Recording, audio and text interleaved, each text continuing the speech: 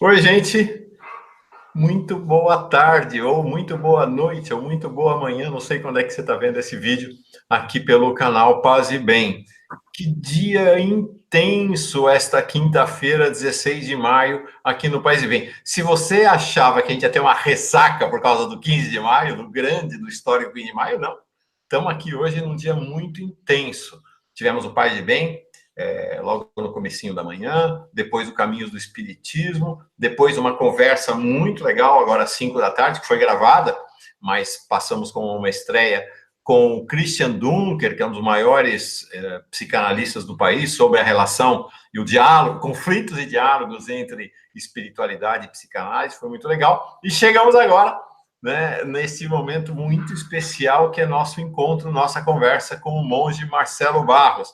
Marcelo, como está você? Estou ótimo, e vocês? Estou muito bem, muito feliz de estar participando desse programa.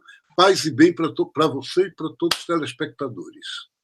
É uma alegria muito grande. Toda hora o pessoal me fala, mas como é que você conseguiu que o monge Marcelo Barros vai participar do Paz e Bem? Ele é uma grande figura, é uma Imagina, estrela, é um cara... Nossa, vocês não fazem ideia de quem é Marcelo Barros, então.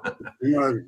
Ó, eu estava falando hoje cedo, Marcelo, antes de falar do nosso tema. Nosso tema hoje é a questão das religiões afro-brasileiras, tá? O Marcelo Barros vive esse espírito de imersão, inserção, diálogo e estudo das religiões afro-brasileiras. Esse vai ser o tema da nossa conversa hoje. Mas antes de falar disso, serve até como um aperitivo, como uma apresentação para essa nossa conversa. Queria te ouvir, Marcelo, sobre as manifestações de ontem.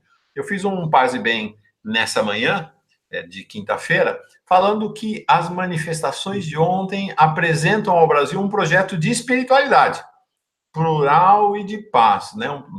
É uma mistura, né? O Brasil, eu recebi muitas fotos aí do Recife, de onde você está agora, é gente de todas as cores, a predominância do preto e do pardo, tem gente vestida de branco, de amarelo, de azul, de vermelho. Então, assim, um projeto de espiritualidade efetivamente plural e que abraça tudo, abraça todos.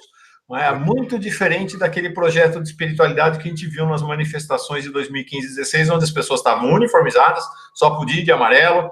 Se não tivesse uniformizada, se aparecesse de vermelho, estava arriscado a ser morto, não tinha pluralidade, é pensamento único, o Pai Nosso rezado como se fosse uma arma contra o restante da população, né, para impor um caminho de uma religiosidade fundamentalista, enfim. São dois projetos de espiritualidade do país, mas queria que você falasse sobre esse projeto que o Brasil ao qual o Brasil foi apresentado ou reapresentado ontem, e que acho que tem muito a ver com essa nossa conversa sobre as religiões afro-brasileiras também. Como é que você viu ontem? Eu vi com muita alegria e esperança. Primeiro porque espiritualidade vem de espírito, energia. E hoje em dia a gente ouve muitas pessoas dizerem que o governo faz o seu projeto de destruir o Estado brasileiro, de privatizar tudo, de tirar a autonomia das universidades públicas, de acabar com a educação humanitária e assim por diante, e que a sociedade está vivendo uma apatia. As pessoas dizem isso, que não há uma reação à altura, que, no fundo, não há uma oposição articulada. E o que a gente viu ontem foi o contrário.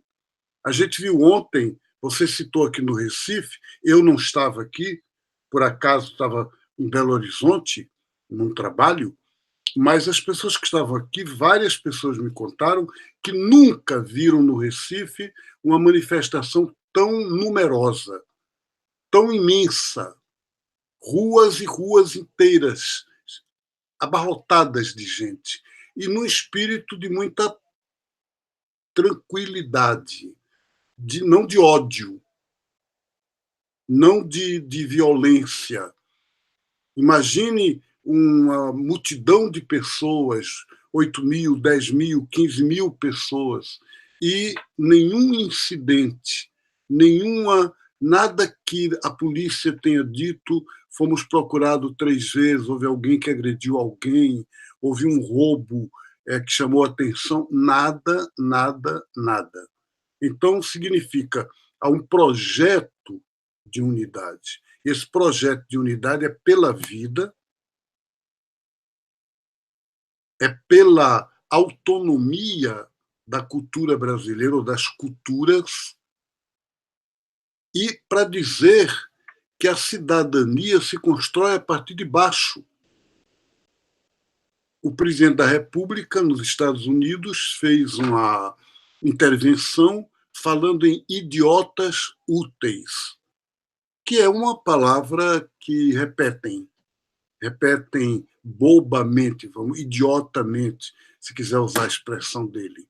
Mas, ao contrário, o que se viu nessas manifestações, Mauro, 241 cidades brasileiras, cidades pequenas do interior, cidades em que não é fácil o pessoal se articular e formar uma multidão na rua. Ontem foi formado, ontem aconteceu. Então, é um evento, sabe? Você falava de que para você foi um evento espiritual. Penso a mesma coisa.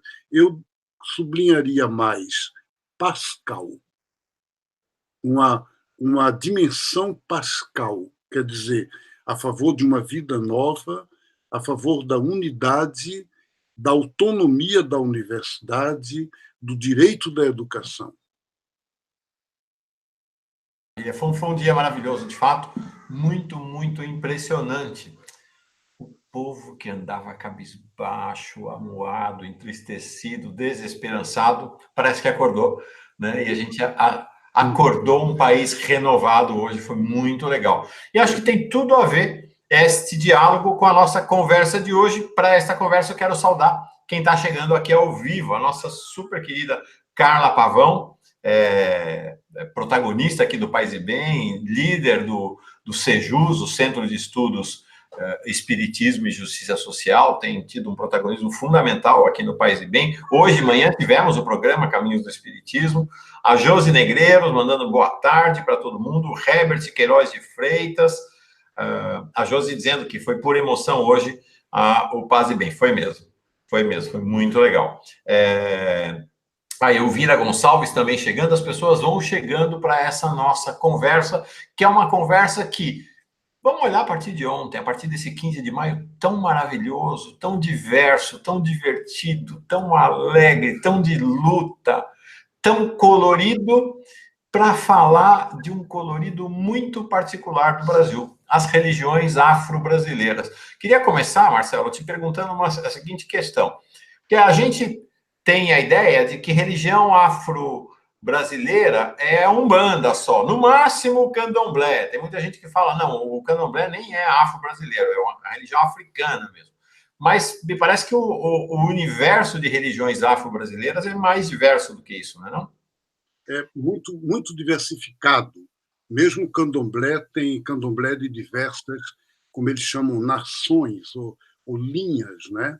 O Candomblé, porque o Candomblé é uma religião que é uma síntese entre as religiões africanas, as religiões que vieram da Nigéria, que vieram da atual República Democrática do Congo, que vieram de Moçambique, do Guiné e Guiné Equatorial, e que, portanto, de onde vieram escravos para serem sequestrados, né, da África para serem escravos no Brasil. Então, essas diversas tradições espirituais foram unificadas ou foram sintetizadas em uma síntese nova que se chamou Candomblé.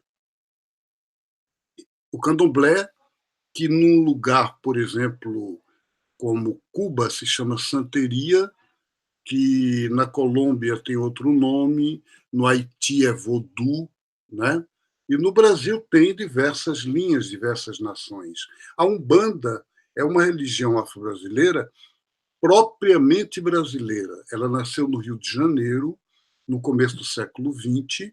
A diferença de candomblé e umbanda é que o candomblé tem uma origem e uma natureza, de certa forma, mais de cultura rural, tanto que o templo do candomblé, ainda hoje, em muitos lugares, se chama de roça.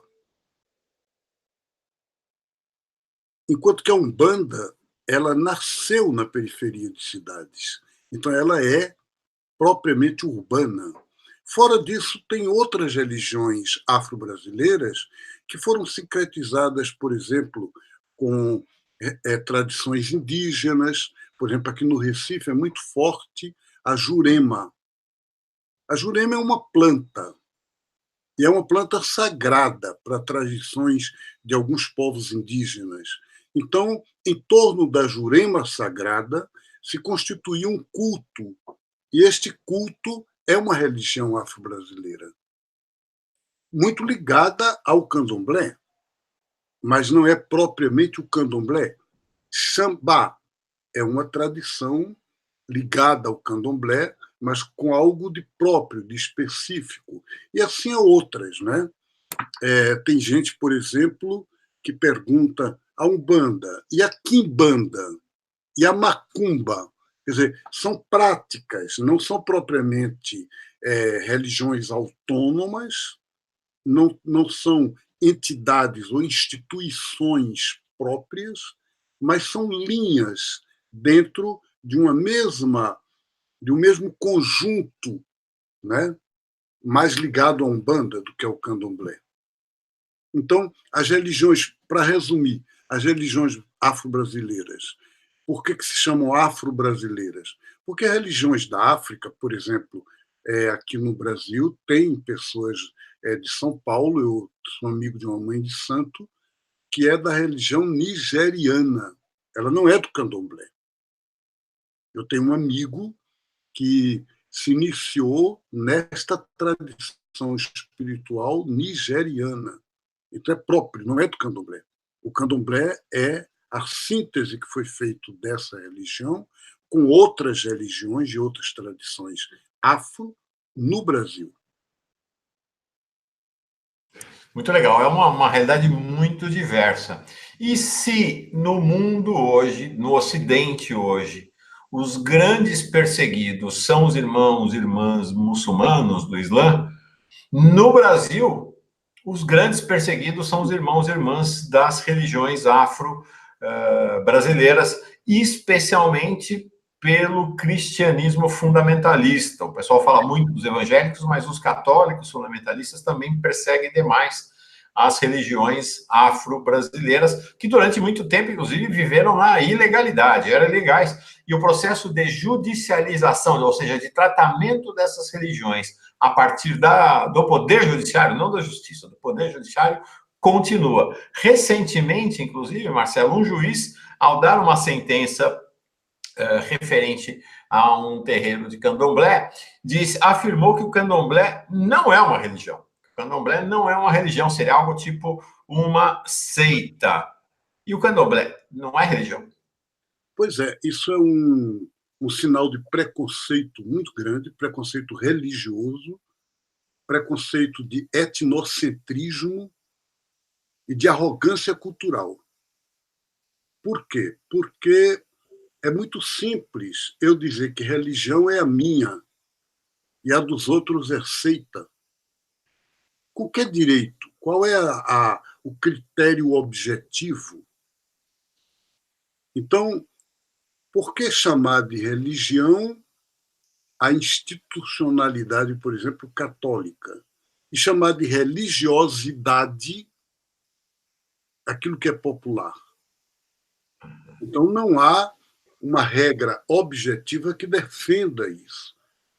Esse juiz ele mostrou claramente um preconceito fundamentalista.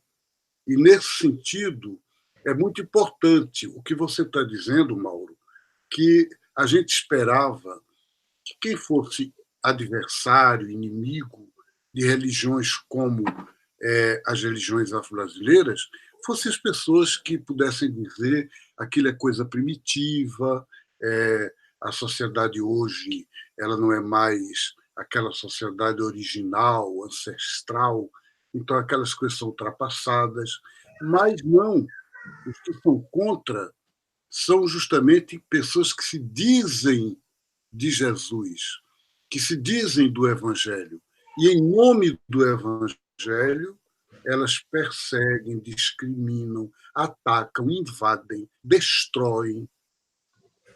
Então, tudo o que Jesus condenou, quando ele disse amai-vos, né, uns aos outros, eu vos deixo a paz, eu vos dou a minha paz. Então, o cristão que no lugar de levar paz, no lugar de levar o amor, ele testemunha ódio, ele testemunha violência, intolerância, que cristão é esse? Então, por outro lado, eu quis conversar com você sobre o valor fundamental, o sentido maravilhoso que essas religiões e tradições afro têm para toda a sociedade. Né? Por quê? Porque elas são símbolo de resistência dos povos negros, dos povos que vieram sequestrados da África. As religiões como Candomblé, como Umbanda e outras, elas foram os sinais de salvação.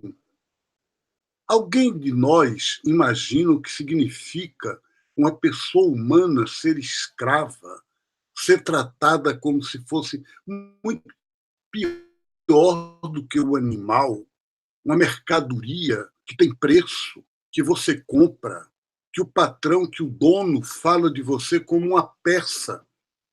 Eu tenho no meu engenho 18 peças. Peças quer dizer pessoas que eu escravizo. Então, imagine, numa situação desta, uma religião que dá a você uma consciência de sua dignidade, que garante a você uma identidade cultural, na qual você se sente importante. Ali você é filho de um orixá, você é alguém, você é fundamental. Então, foi isso que permitiu ao povo negro não só sobreviver, mas viver, inclusive, com alegria, inclusive contribuindo com a cultura brasileira, com coisas tão bonitas como o samba, como aqui em Pernambuco, o frevo, e outras tradições, cada uma na sua região. Então, o candomblé, as religiões afro-brasileiras, são pilares de construção de uma cultura brasileira fundamentada na diversidade. Por isso é importante defender. Por isso é tão importante a gente defender e a gente solidarizar com os terreiros e os templos de candomblé e de Umbanda que são ameaçados e perseguidos.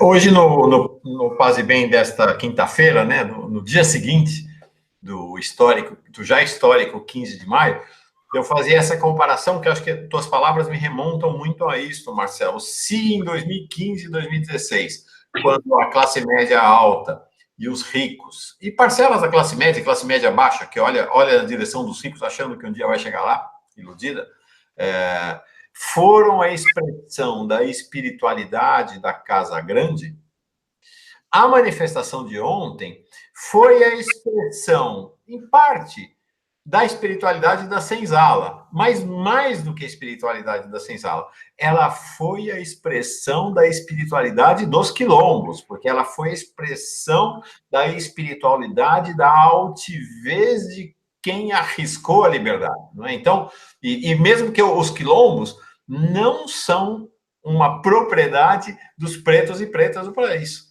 Nos quilombos conviviam também os indígenas, né? Então, é dessa confluência. branca, Desculpa, cortou um mesmo pouco a gente ligação. branca de Fala raça. de novo, Marcelo. Os quilombos são grupos ecumênicos, onde diversas raças se encontravam. E o que é que caracterizava o quilombo? O anseio da liberdade, a afirmação da dignidade humana e a possibilidade de uma sociedade alternativa. Hoje, como a gente precisa disso, gente? As manifestações de ontem foram exemplos, testemunhos de que nós queremos uma sociedade alternativa. De como diz o Fórum Social Mundial, um novo mundo é possível. Os quilombos, no século XVII, XVIII, XIX, século XX, porque hoje existem no Brasil, Mauro, mais de 400 comunidades remanescentes de quilombos, quer dizer, descendentes que continuam a luta dos quilombos. Que alegria, que carinho que eu tenho quando eu encontro quilombolas, quer dizer, pessoas que vivem quilombos. Quando aqui no CEBI, nas comunidades eclesiais de base, a gente convive com pessoas e quando se apresentam, você pergunta onde é que você mora. Eu moro no quilombo tal. Então, é uma maravilha, é uma profecia viva do mundo que Deus quer para todo mundo.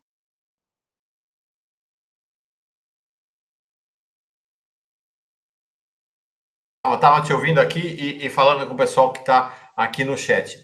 Quer dizer, portanto, de fato, os quilombos são uma fonte de espiritualidade da qual deveríamos beber, né? Muito bem, muito importante, uma fonte muito grande, porque as pessoas não percebem quando o Mauro está falando de espiritualidade, o que é que ele está querendo dizer?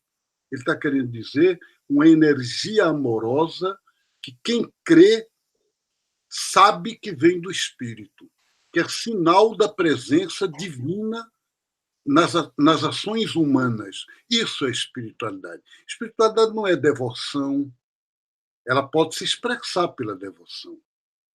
A devoção não é ruim, mas não se identifica espiritualidade e devoção. A espiritualidade é muito mais. É uma energia de amor, é uma energia de vida, é uma energia de que joga a gente para cima. E isso pode ser feito em todas as condições da vida humana, em todas as realidades. Dom Helder Câmara via espiritualidade no carnaval, no frevo, aqui no Recife. Então, no samba no Rio de Janeiro.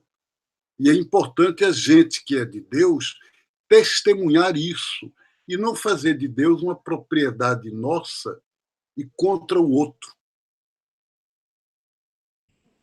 Se a espiritualidade, como nos ensinou Dom Helder, está presente no carnaval, está presente no frevo, está presente no samba, a espiritualidade é algo que une a humanidade, inclusive, para além da crença da afirmação da existência de um Deus. Não precisa nem afirmar a existência de um Deus.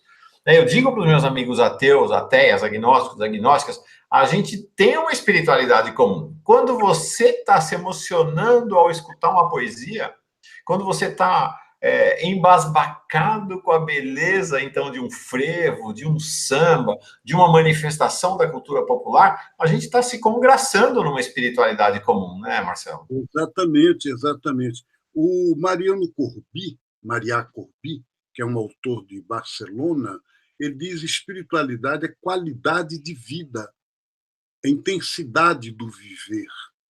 Um outro autor americano, Ken Wilber, ele diz a espiritualidade é uma visão integral, quando você vê as coisas integralmente, né? E que isso leva a uma visão amorosa. Então, essa amorosidade, para mim, na minha experiência, a amorosidade é sinônimo de espiritualidade. Que bonito, legal. Muito Não é? legal. Marcelo, e o que a gente pode aprender Aprender especificamente com as religiões afro-brasileiras. Eu acho, Mauro, que a gente pode aprender das religiões afro-brasileiras várias coisas. A primeira, eu sou de uma tradição cristã, católica, que muitas vezes na história não valorizou o corpo humano, que era uma espiritualidade em que confundia a espiritualidade com espiritualismo, confundia. E então era como se o corpo fosse um envelope da alma. Mas o corpo em si não tivesse grande valor. No candomblé, toda a espiritualidade é do corpo, é da vida, é a dança, é a relação, é o abraço, é o carinho. Então, a primeira coisa que a gente aprende é integrar todo ser humano no caminho espiritual, no caminho da vida. Segunda coisa, o candomblé, a umbanda, essas religiões ou tradições espirituais afro, elas nos ensinam que o bem comum está primeiro e deve ser levado em conta, não acima, mas em função de construir um mundo, portanto, social, politicamente novo, e o bem individual se integra nisto.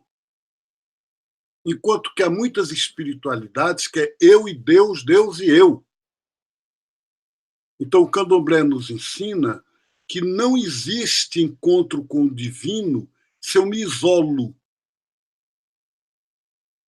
se eu não participo da comunidade. A comunidade é mediação fundamental. Alguém vai me dizer que no cristianismo isso também deveria ser assim. Pois é, gente, deveria. Deveria. Um outro elemento importante que eu aprendo da espiritualidade afro é a dimensão que o Papa Francisco está chamando agora de ecologia integral, o que a gente chamaria de espiritualidade ecológica, mas não só um ecológico do ambiente, também. Então, por exemplo, no candomblé, é fundamental as folhas, é fundamental a natureza, a cachoeira de Oxum, o iroco, a árvore sagrada, a gamileira. São sacramentos, sacramentos fundamentais do amor divino em nós e para nós.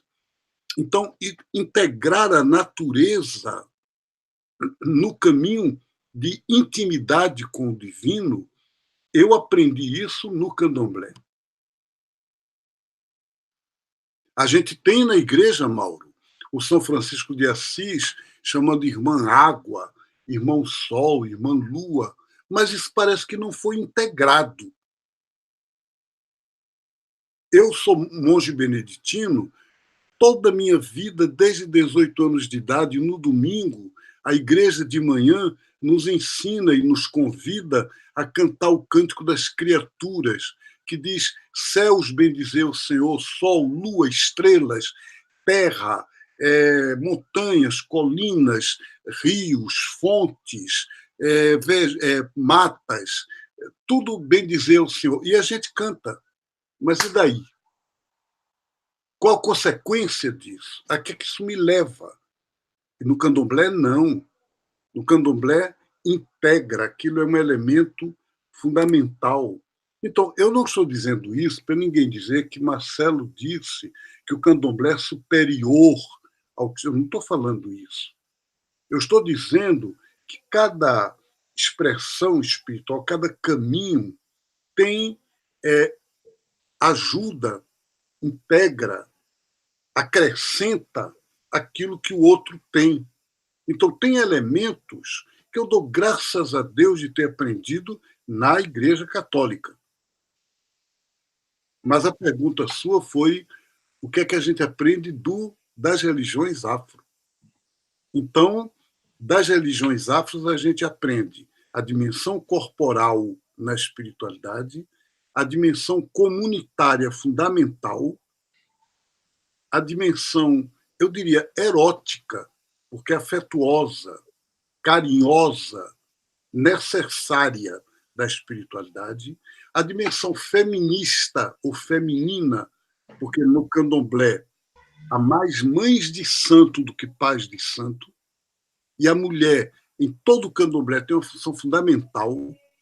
Na maioria das tradições afro, na maioria, os homens não dançam nas rodas do xirê, são as mulheres. Então, a mulher é protagonista fundamental do culto, muito mais do que no cristianismo. Então, a gente aprende isso, a integrar o feminino e o masculino. E, finalmente, como eu disse, a dimensão ecológica. O candomblé é uma religião da natureza. A divindade se manifesta no universo.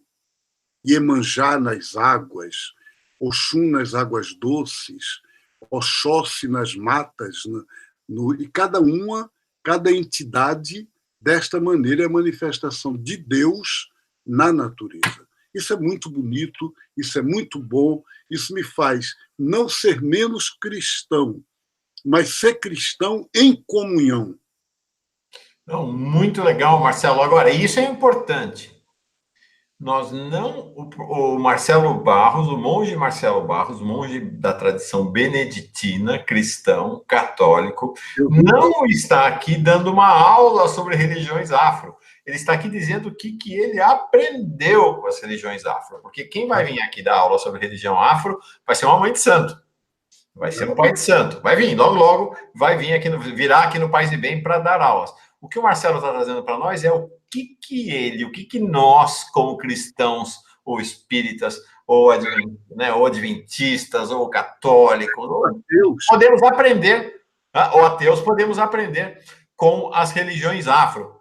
Quero te dizer, Marcelo, eu frequentei já alguns terreiros de candomblé, de umbanda, muito menos do que gostaria, muito menos. Agora que moro aqui em Bertioga, já identifiquei um centro do candomblé aqui.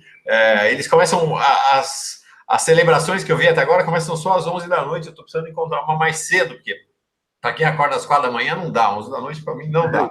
Mas estou querendo muito ir lá, porque assim, há uma festividade, há um colorido, há uma energia do candomblé e da Umbanda também. A Umbanda sentia a mesma coisa, que não senti em lugar nenhum. Fui já em centros espíritas, gosto muito. Não fui no Santo Daime ainda, estou querendo muito ir no Santo Daime para ver como é que é. Mas já estive em igrejas protestantes, igrejas evangélicas, já estive em centros budistas, do hinduísmo. Eu vou te dizer, é claro, nas nossas igrejas católicas, nunca senti uma energia que vem do chão, né, que sobe do chão. Opa, sumiu minha imagem aqui, mas já vai voltar, gente. Já vai voltar, esse computador está dando esse probleminha aqui. Vou continuar falando. Então, Marcelo, tem uma energia que sobe do chão que eu nunca vi subir do chão desse jeito em nenhum outro lugar. É impressionante, né? É a energia da Mãe Terra, do que os índios chamam de Pachamama. É isso. É muito bonito, é muito bom, Mauro. É isso mesmo. Deixa me ver aqui se eu consigo voltar aqui com voltei. Marcelo, então, eu queria que você falasse para nós um pouco agora sobre a questão das relações particulares entre a Igreja Católica e as religiões afro, que me parece que são mediadas pela pastoral afro, né? O que é exatamente a pastoral afro? A pastoral, todo mundo sabe o que é, né? Quer dizer, a ação da igreja, o modo da igreja exercer sua missão, numa continuidade, no segmento de Jesus como pastor, quer dizer, cuidador. Então, a pastoral é uma palavra que quase seria sinônimo de cuidado. E a pastoral afro é o cuidado da igreja com os cristãos de cultura afro. Então, Mauro, não existe uma pastoral afro do candomblé. Não existe uma pastoral afro. Tem pessoas que já me perguntam, às vezes, no encontro, mas você não acha que é meio opressor a Igreja Católica chegar e fazer pastoral afro ou querer enculturar o candomblé, o umbanda? Não, não, não se trata disso. O candomblé e a umbanda são religiões absolutamente autônomas. A pastoral afro, ela vem do seguinte fato: até alguns anos, um católico, para ser bom católico, ele devia ser capaz de ser um bom francês, um bom alemão, um bom holandês ou um bom italiano. Se ele fosse um negro brasileiro ou um índio, ele era católico mais ou menos. Por quê? Porque o projeto da Igreja Católica é totalmente culturalmente ocidental. A linguagem, as expressões, o gesto. E aí, qual é o problema, qual é o desafio para uma pastoral afro? É como é que um negro ou uma negra pode ser plenamente negro e ser cristão, católico, batista, luterano, anglicano, o que ele quiser. Então, o cristianismo assumiu uma pele negra, assumiu uma cara negra, ser capaz de ser daqui. Como Jesus se encarnou, quer dizer, Jesus assumiu uma cultura, Jesus foi Jesus de Nazaré. Então, nesse sentido, a pastoral afro tem um trabalho muito bonito com as comunidades de cultura afro que são cristãs, especificamente católicas. Agora, esse trabalho ele se dá melhor no diálogo com o candomblé, com banda, e um diálogo até de inserção, de responder uma pergunta fundamental que o Mauro me fez e que cada pastoral afro tenta se fazer. O que é que Deus revela a mim como cristão através do outro que não é cristão? O que é que ele me revela? O que é que ele me ensina? O que é que eu aprendo? Então, nesse sentido, as pessoas inseridas na pastoral afro procuram ter uma inserção, uma relação de amor, um diálogo com as comunidades do candomblé, da umbanda e de outras tradições afro. Tem um outro aspecto, tenho mais uma pergunta para te fazer nessa dinâmica, mas eu queria colocar agora uma outra questão. A gente tem vivenciado ao longo da história da Igreja Católica, né, tanto o Marcelo Barros como eu, né, percorremos o caminho dentro da Igreja Católica, de olhar para o trajeto da instituição, né, para as dores que a instituição foi causando na humanidade ao longo da história. Então, nesse momento, vivenciando isso, é um momento muito doloroso de olhar. O Papa Francisco está sendo revolucionário desse ponto de vista, de olhar para essa questão dos abusos sexuais cometidos dentro da igreja. E a gente tem, não vou falar disso agora, a gente tem uma dimensão própria do racismo da elite brasileira que foi incorporada pela igreja, que é o drama pouquíssimo conhecido, mas como eu vivi a vida monástica, o Marcelo também, a gente conhece isso. O drama vivido nos mosteiros e conventos, especialmente os femininos, durante os séculos XIX, especialmente durante os séculos XIX, mas durante o século XX também, boa parte, pelo menos até o Vaticano II, no qual, gente, eu vou falar uma coisa que pode ser chocante para muita gente. Nesses mosteiros e conventos, mais uma vez, especialmente os femininos, as negras eram empregadas das monjas ou freiras brancas. Elas jamais chegariam à condição plena de freiras ou de monjas. Elas eram serviçais das monjas ou freiras brancas. Por quê? Porque houve uma época na história do país em que monges, monjas, freiras e padres eram um recorte da elite nacional. Era muito raro que padres, monges, monjas saíssem realmente das fileiras do povo brasileiro. Então, as freiras negras comeram o pão que o diabo amassou em muito convento e muito mosteiro aqui no Brasil, né, Marcelo? Mauro, nos anos 90, eu já tinha me tornado amigo da mãe Estela de Oxóssi, grande Yalorixá, que Deus a tenha no Orum, né, no céu. Ela quis me visitar no mosteiro de Goiás. E viajou, foi para Goiás, veio da Bahia para Goiás, junto com uma companheira, uma pessoa que auxiliava e acompanhava ela, e uma senhora negra, eu não vou dizer o nome aqui agora, que era da comunidade do Opoafujá, da comunidade de Mãe Estela. E quando essa senhora chegou na porta do mosteiro de Goiás, eu desci, o mosteiro tem uma ladeira, e a portaria lá embaixo, e eu desci para recebê-las, abraçá-las, dizer minha alegria de que elas estavam chegando no mosteiro, e essa senhora se explodiu em lágrimas, chorava convulsivamente. E eu fiquei muito espantado, não sabia o que estava acontecendo. E Mãe Estela me disse, o nome dela era Elpídia. Elpídia está assim, está fazendo isso, está vivendo isto, porque há uns anos atrás ela tentou ser monja beneditina no mosteiro aqui do Brasil e ela foi impedida pelo fato de ser negra. E aquilo me fez quase chorar com ela. Eu fiquei comovido, profundamente comovido. Quer dizer, era um caso concreto.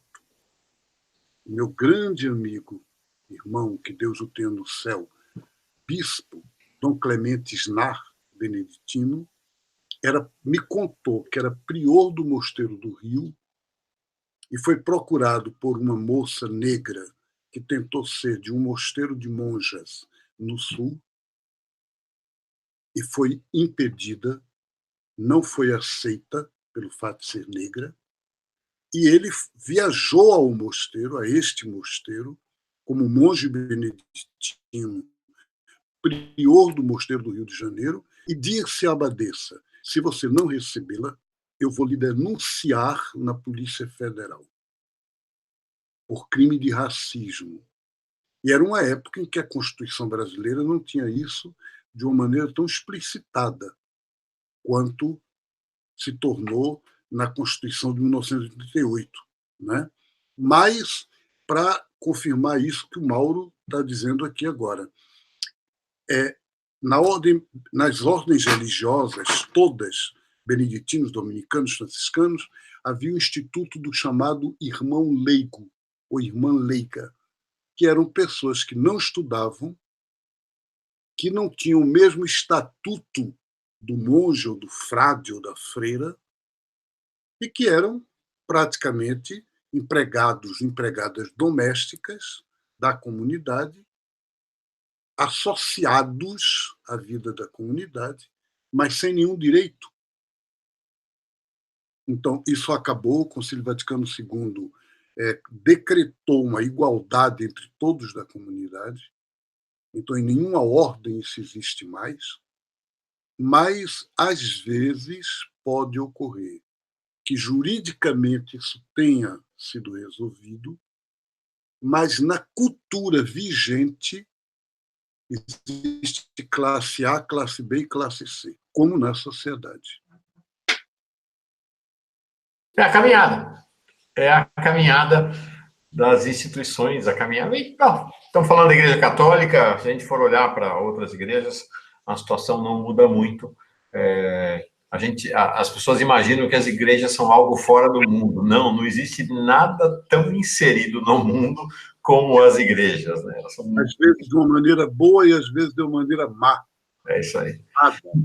Marcelo, é isso mesmo. Queria encerrar a gente foi agora para o terreno também da experiência pessoal, então eu queria encerrar com você ter uma longa história de décadas de tradição de diálogo e inserção.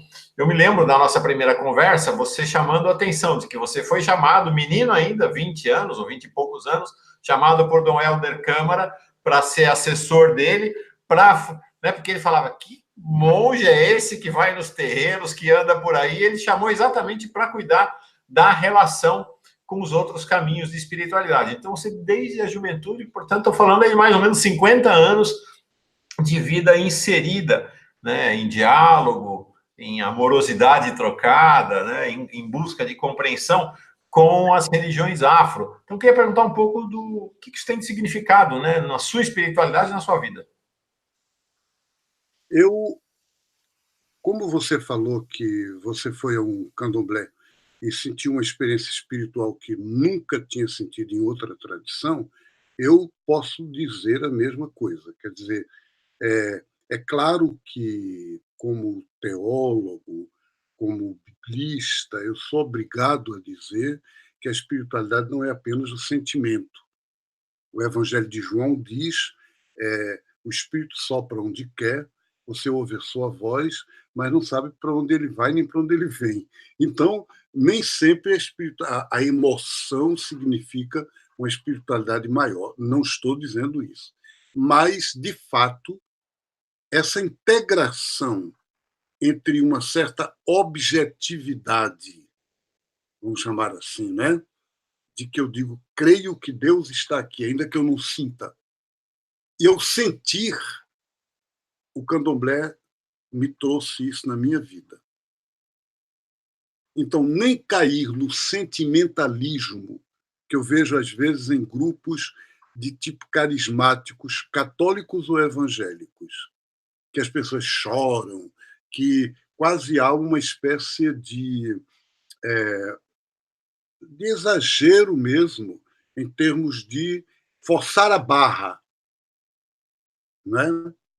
No sentimentalismo, no candomblé não é sentimentalismo, mas é o sentimento, a emoção que liga a vida, que faz uma unidade profunda do ser. Então, Mauro, isso é o que eu mais aprendi e mais recebi. Segundo, essa relação com a natureza é uma relação que me faz, hoje, realmente, quando eu estou diante da terra, da água, das plantas, de uma paisagem bonita, da lua, e assim por diante, eu poder sentir na pele a presença divina. Para mim, são sacramentos. Dom Helder Câmara conta numa vigília dele que, na vigília pascal, ele devia, de repente, abençoar a água batismal. E, de repente, ele se tocou, no meio da celebração, dizendo: mas como é que eu vou abençoar a água? A água é que me abençoa. A água é que é um elemento divino, sagrado, que desde os tempos antigos, até na Bíblia se diz que a água é sinal do Espírito Santo. Então, como é que eu vou abençoar a água? Eu posso bem dizer a Deus pela água. Dizer: eu te agradeço que tu me dás a água. Mas eu não posso dizer: Deus te abençoe, como se a água precisasse de uma bênção minha. Eu aprendi isso, Mauro. Então, hoje, eu sei que eu é que sou abençoado pela água, pela terra, pelas plantas, pelas folhas, pelo pão da Eucaristia, pelo vinho. Não sou eu que abençoo. Mas nós somos sinais da bênção, sinais do amor divino. Você é sinal do amor divino. Então, essa integração, né? Outra coisa, Mauro, eu fui formado como monge muitas vezes numa espiritualidade em que os meus mestres daquela época me ensinavam o que se chamava, vou usar uma palavra meio feia, mas era usado naquela época, mortificação. Então, parece que era uma espiritualidade mais para o negativo. Eu aprendi com o candomblé que espiritualidade é vida, é alegria, é prazer, é festa. Então, que não se trata de mortificação, se trata de vivificação. Não quer dizer que não é necessário uma conversão, que algumas vezes a gente não tem de renunciar, em qualquer que seja o caminho espiritual. Mas isso é dentro de uma perspectiva positiva, otimista, alegre, feliz, e não algo para baixo. Espiritualidade para baixo não é espiritualidade. Tá certo? Terminamos, então. Né? Precisa mais? Não precisa. Marcelo Barros. Monge Marcelo Barros, a gente está ficando amigo. Nunca apertamos a mão do outro. Nunca trocamos um abraço. Por enquanto, porque eu vou ir para Recife no último fim de semana de junho e isso vai acontecer. Mas está me devendo isso. Estamos ficando amigos. Você é uma pessoa bonita, Marcelo Barros. Muito bonita. Está tendo uma alegria ter você aqui. Muito obrigado. É você que é bonito. Legal. Bom, eu digo para vocês, gente, paz e bem, mas eu entrego para o Marcelo Barros fazer o encerramento para nós. Eu acho que hoje é um dia de alegria. Todas as pessoas que vivem essa espiritualidade alternativa da positividade da vida tiveram um exemplo disso ontem nas manifestações imensas que ocorreram no Brasil, e a gente tem isso no meio de nós. Vocês me permitam, desculpem eu citar nosso irmão querido, o presidente Lula, né, que está há mais de um ano sofrendo uma prisão injusta, internacionalmente reconhecida como ilegítima, que a Comissão de Direitos Humanos da ONU declarou que era ilegal, e esse irmão que não vê reconhecidos seus direitos de cidadão, condenado sem provas, ele se mantém firme, ele se mantém na esperança, numa resistência maravilhosa, como um sinal de espiritualidade. Então, Deus o abençoe, Deus abençoe a todos vocês, Deus seja bendito pela alegria nossa e pelo caminho que estamos vivendo. Tchau. Paz e bem. Axé, axé. Axé.